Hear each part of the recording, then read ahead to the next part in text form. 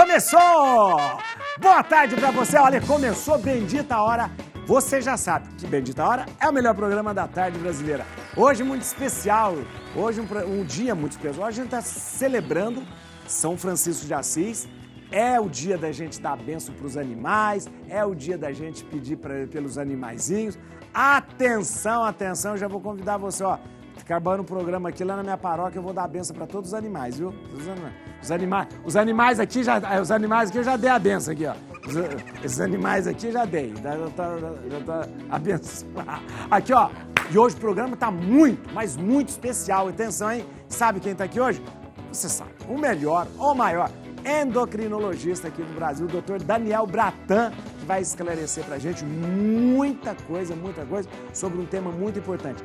Depressão e ansiedade. Atenção, hein? Depressão e ansiedade, né? A sociedade e a medicina está muito preocupada com isso e realmente tá preparada para tratar todos esses males. Isso é muito importante, viu, gente? Ó, e depois, olha que demais, depois, junto com o Dr. Daniel, a gente vai receber aqui a nutricionista clínica e esportiva Jéssica Bárbara da Silva, vai falar pra gente sobre micronutrientes e macronutrientes, que a gente vai entender, compreender isso hoje. Então prepare o seu café, ajeite-se no sofá, começou Bendita Hora.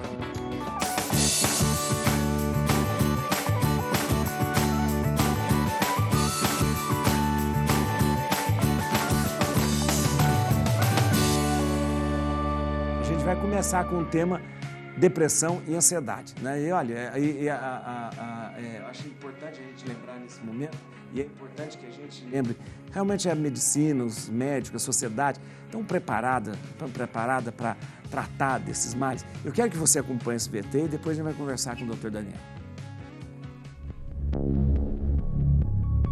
Depressão e ansiedade são transtornos que afetam milhões de pessoas no mundo todo. Eles podem causar sofrimento, isolamento, baixa autoestima e até mesmo risco de suicídio. Mas a sociedade e a medicina estão realmente preparadas para tratar esses males? Infelizmente, ainda há muito preconceito, desinformação e falta de acesso a tratamentos adequados para quem sofre de depressão e ansiedade. Muitas vezes, as pessoas não reconhecem os sintomas, não procuram ajuda ou não recebem o apoio necessário de familiares, amigos e profissionais. Além disso, há uma escassez de recursos públicos e privados para oferecer terapias, medicamentos e acompanhamento psicológico de qualidade.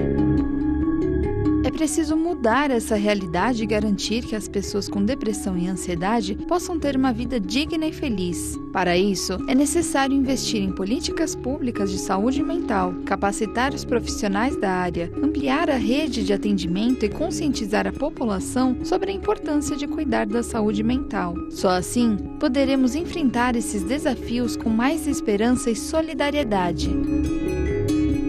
Quer saber mais sobre o assunto? Acompanhe agora. Você não sabe como eu fico feliz quando o Dr. Daniel vem aqui. O Dr. Daniel, além de ser uma das pessoas mais preparadas e também mais fundamentadas para a gente tratar dos assuntos aqui, é uma pessoa extremamente bondosa, que tem um coração enorme e é um amigo nosso. Obrigado, doutor. Imagina, é um prazer estar aqui. Como eu fico feliz quando você vem, viu, doutor? Eu adoro estar aqui. Que bom. Doutor, eu achei essa questão da depressão e a ansiedade. A depressão é uma das dores mais terríveis da alma, porque eu sempre digo para as pessoas, é uma dor muito solitária, porque a pessoa não tem como compartilhar. Só quem passa sabe o que está passando, né? E a depressão e a ansiedade são duas coisas que estão ligadas, há mais depressivos hoje do que antigamente? Hoje os transtornos mentais, né, até 2030 vai ser considerada a doença do século, né? Transtorno de ansiedade, transtorno de depressão. 2019, a gente tinha 1 bilhão de pessoas com diagnóstico de 1 bilhão de pessoas com diagnóstico de depressão, 14% adolescentes. 2019. 14%? 14% adolescentes. 2021, até o momento, a gente tem um recorde, né, de suicídio em mulheres de 50 a mais, acima dos 50 anos. Ligada à depressão? Ligadas à depressão, ligadas a transtornos de ansiedade, algum transtorno mental. Até agora, setembro, né? Então, ou seja, o ano nem terminou e já foi recorde a estatística que a gente tem. Meu Deus, mas atribui isso aqui ao estilo de vida, a maneira com que as pessoas alimentam, a maneira com que a pessoa lida com o trabalho, o que é isso? Na verdade, padre, eu falo que é um conjunto de coisas, né? Primeiro, a parte nutricional. Sim. E vão faltando nutrientes, e aí você já vai predispondo o cérebro desse paciente a trabalhar de uma outra maneira, e aí você faz com que neurotransmissores que deveriam estar ali não estão, né? E aí eu falo que tem o famoso gatilho. Né? Então, o que acontece? Eu falo sempre assim para o paciente, a gente tem que tratar corpo, alma e espírito. A pessoa fala, mas você é médico, fala isso? Porque o corpo físico é o último estágio, onde reverbera tudo. Isso. Mas quando a gente fala alma, a gente está remetendo às emoções. Porque hoje em dia, né, problemas emocionais, traumas, né, acontecimentos que marcam muito, o que acontece? Quando o paciente passa por uma experiência lá na infância, de um forte impacto emocional na vida dele, cria ali uma marca. E o cérebro armazena essa experiência numa gaveta. Fica ali. Fica ali. Lá na frente, quando essa pessoa passa por uma experiência semelhante, né, e vai desencadear alguma emoção que é muito próxima, o cérebro, em vez de viver a experiência, a nova emoção, desbloqueia aquela e puxa à tona. Então, às vezes, o paciente lá atrás teve uma situação X, ficou marcado, depois no futuro ele passa por um quadro bem parecido, algo, ele nem lembra do que passou lá atrás. Inconsciente, né? Inconsciente. Ele dá o gatilho para desenvolver uma ansiedade, o gatilho para desenvolver uma depressão. E aí o problema aqui, com a falta de nutrientes, na hora que você tem o gatilho, acontece aquela bagunça química no cérebro. A depressão, então, ela tem um fundo fisiológico. Tem um fundo, tanto a ansiedade quanto a depressão tem uma bagunça de neurotransmissores dentro do cérebro que é muito grande. E na hora que tem essa bagunça, é a hora que o paciente começa a ter o sentir e vai atacar o corpo físico. Aí é que ele vai... Ele vai começar a sentir, né? O paciente deprimido, ele tem aquela tristeza, ele tem a angústia, ele tem ausência de vontade, né? A grande característica da depressão é... não ter vontade de nada. Quero ficar, deitar e dormir e fica lá parado, apático, não consegue trocar emoções. Que a depressão praticamente encerra a pessoa na cama, ela não sai dali. Não consegue sair, não consegue cortar aquele ciclo vicioso. Só que essas duas doenças, né? Sempre tem um gatilho. Sei. Né? E aí eu falo que quando o paciente tem o diagnóstico, eu sinto depressão, é aí que ela procura, a família percebe e procura ajuda. Aí ela está tendo aqueles sintomas da tristeza, da falta de vontade. Mas aí já é um processo que já veio... Já tinha começado algo antes. E geralmente, até uma ansiedade vai terminar numa depressão, né? Então, e aí o que acontece? Hoje em dia, como que a medicina tradicional, que não está errada, mas... como que tradicional, assim, eu tenho esse sintoma, depressão, antidepressivo. Porque o antidepressivo vai liquidar os sintomas. Eu tenho uma ansiedade, ansiolítico. Vou tirar os sintomas. Só que, na verdade, o médico ele não consegue achar a causa raiz disso. Que é o que seria mesmo a cura daquilo. Seria a cura. Poxa, o paciente está depressivo, então ele tem alterações de neurotransmissores.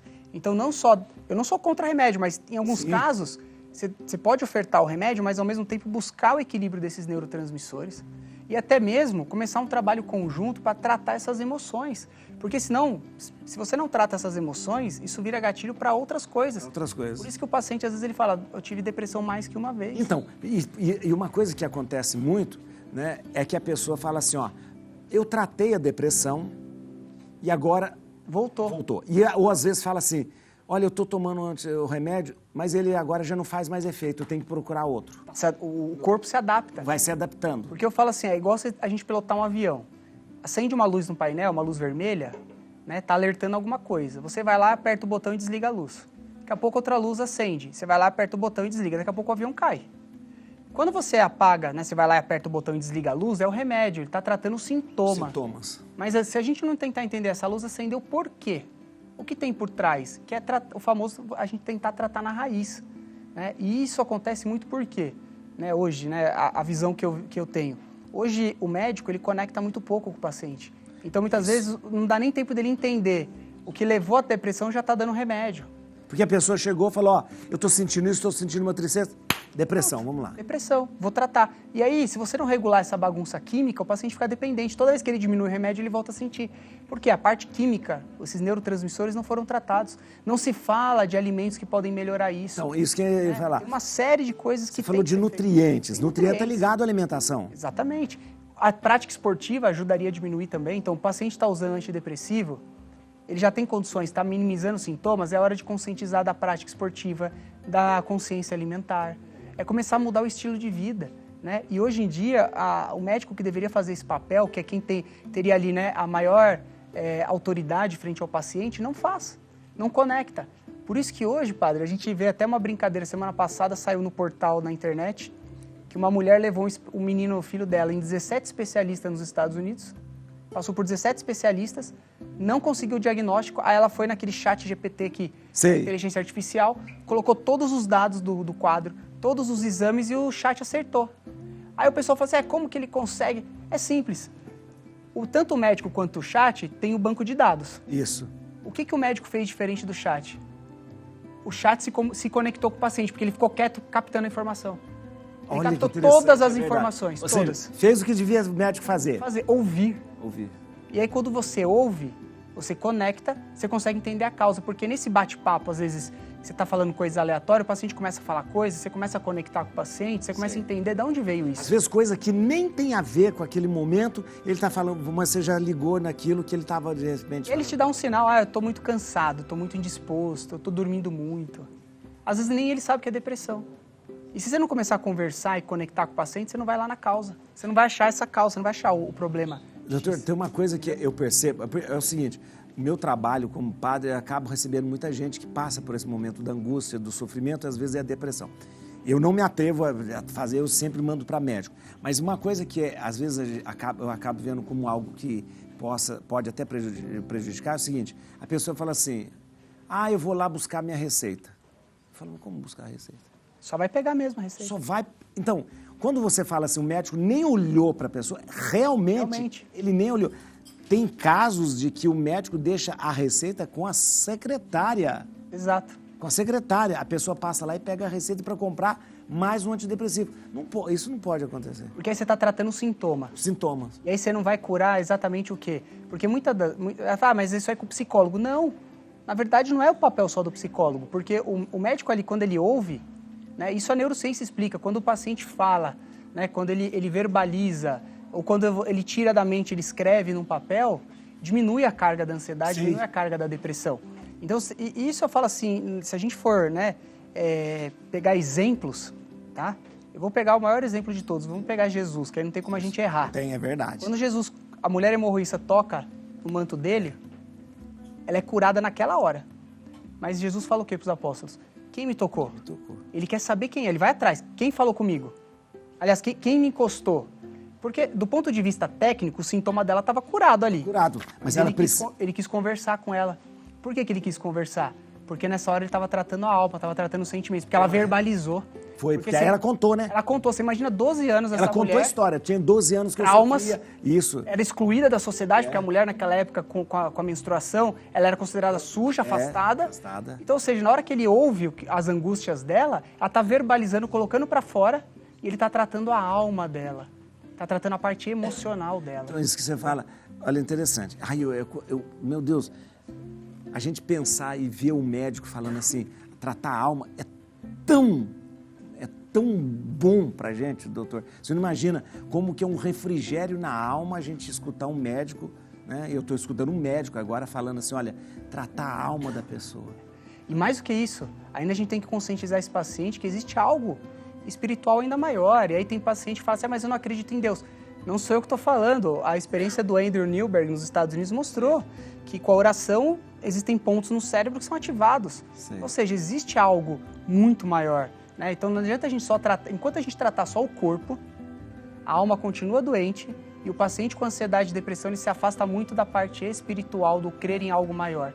Então, ou seja, ele só vai tratando uma fração dele, quando na verdade ele deveria estar tratando o todo. E aí a gente nunca consegue achar a cura, por isso que cada vez mais remédios precisam ser inventados, quando na verdade a cura de muitas doenças está no simples a gente conversar e entender o paciente.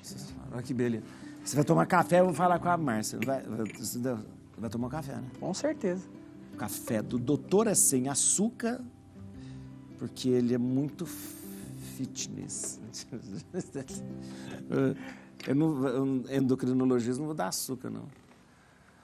Se bem que quando eu vou no consultório dele, tem um café maravilhoso, não é verdade? Tem chocolate, tem café, tem tudo, beleza. sem açúcar. Não, eu aproveito para tomar café e comer até. Sem glúten, sem nada, sem nada. Ninguém leva a minha depressão a sério. Já vejo que as pessoas falam isso e que inúmeras pessoas acabam dizendo e sofrendo essa depressão e sofrendo esses sintomas. Eu quero que você acompanhe esse VT, depois eu vou conversar com o doutor sobre isso. Olha. A depressão é uma doença muito séria. Características como tristeza, perda de interesse, oscilações entre sentimento de culpa e baixa autoestima, distúrbios do sono e perda de apetite são corriqueiros nesses casos. Essa doença ainda sofre preconceito por boa parte das pessoas. Apesar de mais de 350 milhões de pessoas sofrerem depressão, segundo a Organização Mundial da Saúde, a OMS, e da previsão que aponta a doença como a mais comum em 2030, quem sofre do mal não costuma ser levado a sério. Em relato de pessoas com depressão, é comum você ouvir coisas como: as pessoas me falam que a angústia que eu tô sentindo não é nada.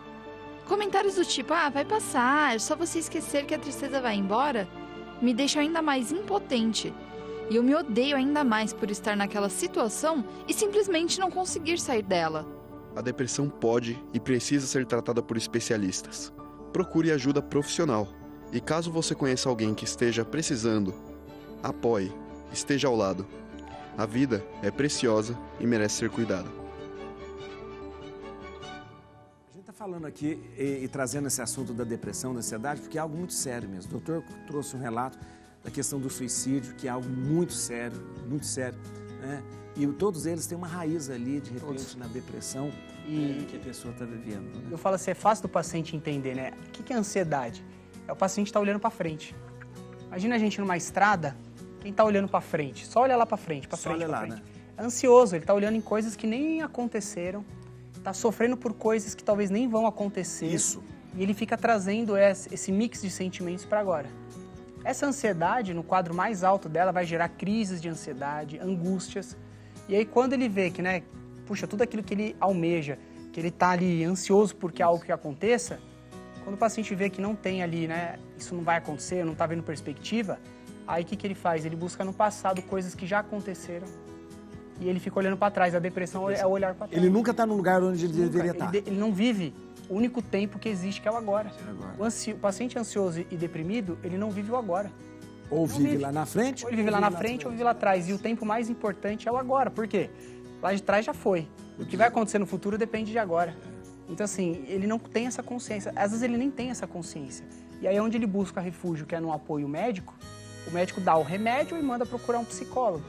E aí o paciente acaba não tendo essa conexão de tratamento. Doutor, eu conheço você e sei o carinho e o cuidado que você tem com o paciente que já chega procurando você e você conversa. Já falei aqui, consulta com ele é 2h30, quase mata a gente. Semana passada eu levei 3, quase apanhei. Tá vendo? Não é verdade? Quase 3 horas, ou seja, de conversa mesmo, né? Lá no final a gente vai falar de doença, mas é 3 horas. Agora, então, como que a gente poderia propor um tratamento para a depressão? Você disse até, é multidisciplinar, né? Tem a nutrição, tem a alimentação, tem a questão de ver alguma disfunção que a pessoa tem hormonal, porque pode também... Pode. A tireoide, eles dizem que... A tireoide pode ocasionar isso. As mulheres em climatério e menopausa, né? A estatística da OMS, até 2030, a gente tem 1 bilhão e 200 milhões de mulheres em menopausa, das quais 82% vão ter pelo menos uma vez depressão. Então, associada a causas hormonais. Hormonais, que não é nada, é de repente por causa do hormônio. É que, na verdade, a sensação que ela vai ter no corpo dela é como se fosse uma sensação de depressão, que tem um cunho hormonal, mas também tem a cicatriz da alma, da parte emocional. Por quê? Por que umas passam e outras não passam, né? Por que essa mulher que está na depressão, por que ela está mais deprimida? Aliás, ela entrou na menopausa, perdão, e está mais deprimida. Porque ela perdeu qualidade de vida, porque a hora que os hormônios dela diminuíram, ela ficou mais cansada. Ela ficou mais indisposta, ela ganhou peso, né? Ela ficou mais irritada e ela ouve na casa dela, a doida da casa agora, a maluca chegou, entendeu? Então, ou seja, isso vai trazendo lá na alma dessa paciente, lá no emocional.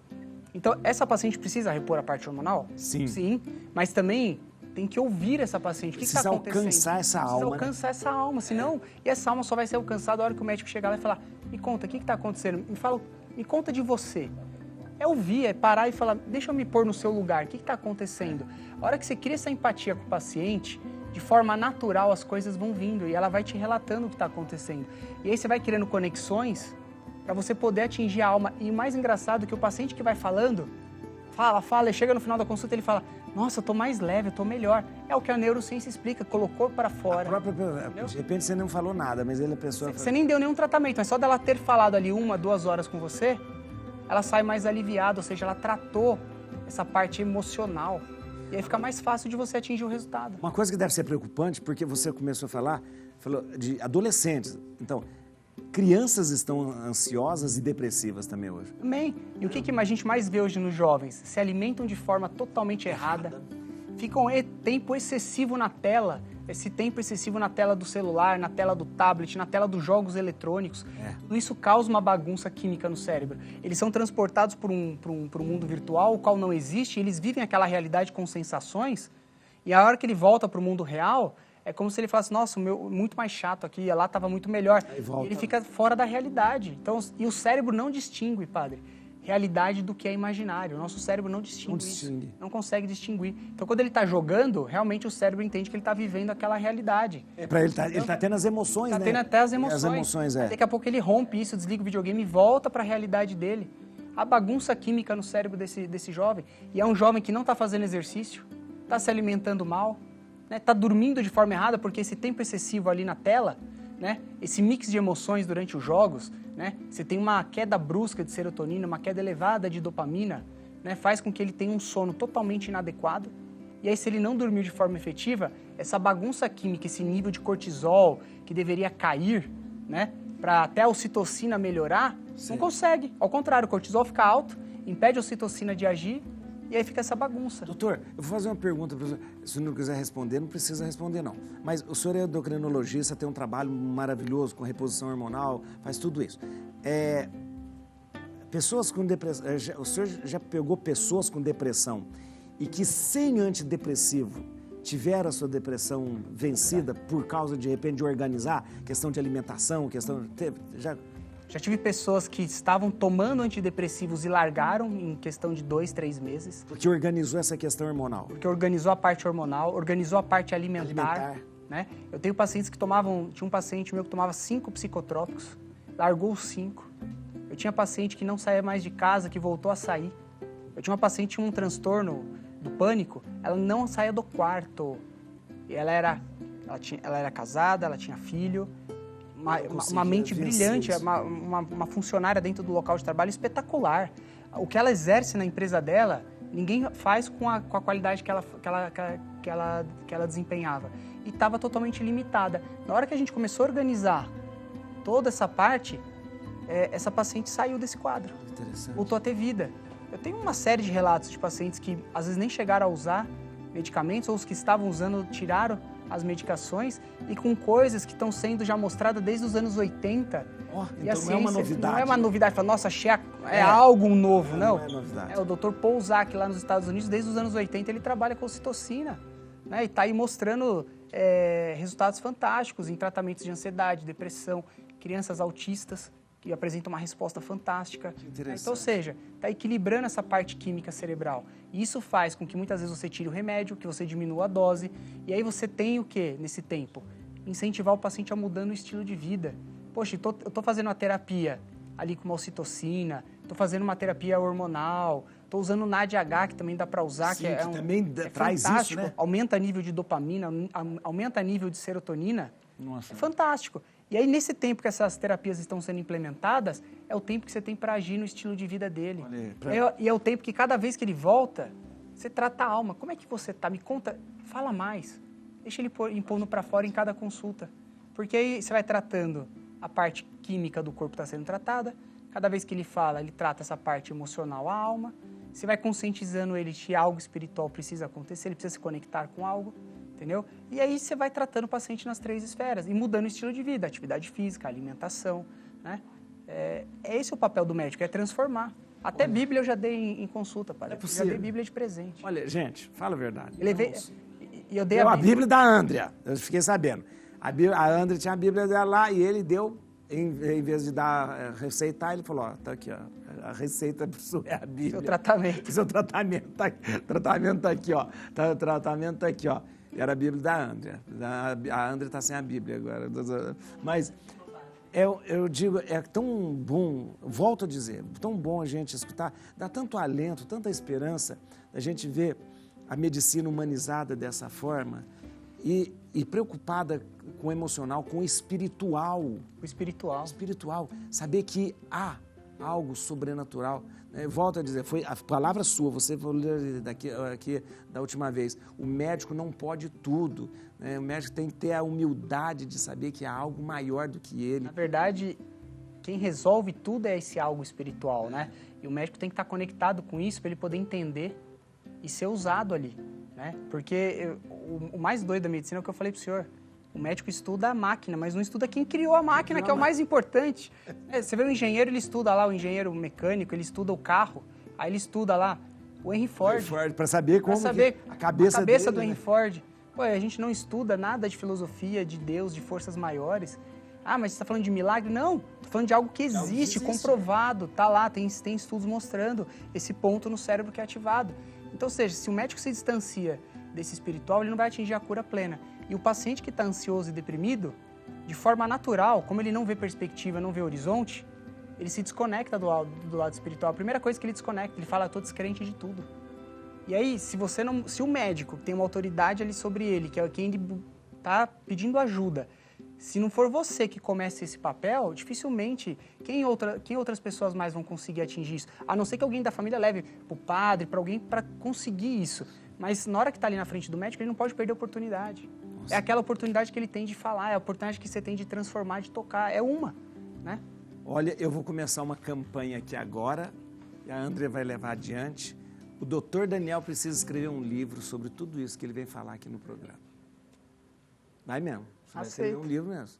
Escrever um livro, porque é muita riqueza e é muita coisa bonita que precisa, não pode se perder. Não pode se perder, né? Então, a gente vai para o intervalo, a gente vai voltar daqui a pouco, no próximo bloco, você sabe, a gente vai falar com a Jéssica sobre a questão de macronutrientes, micronutrientes, mas fica a ideia, eu quero um livro do Dr. Daniel aqui, ó, tá bom? A gente volta logo.